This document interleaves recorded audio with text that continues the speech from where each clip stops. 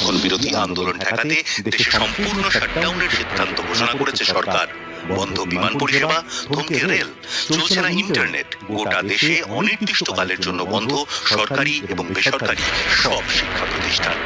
ক্যাম্পাসে ঢোকা নিষিদ্ধ, এমনকি সরকারি অনুমোদন প্রাপ্ত মেডিকেল, টেক্সটাইল, ইঞ্জিনিয়ারিং কলেজের পঠন পাঠন সম্পূর্ণভাবে বন্ধ। প্রশ্ন, কেন এই পরিস্থিতির সম্মুখীন হল বাংলাদেশ? পড়শি দেশের সরকারি চাকরির 56% সংরক্ষিত, তার মধ্যে 30% চাকরির সংরক্ষণ রয়েছে 71 মুক্তিযোদ্ধাদের পরিবারের জন্য। 2018 সালে ছাত্রদের সংরক্ষণ বিরোধী আন্দোলনের ফলে এই সংরক্ষণ তুলে নিতে বাধ্য হয়েছিল আওয়ামী লীগ সরকার।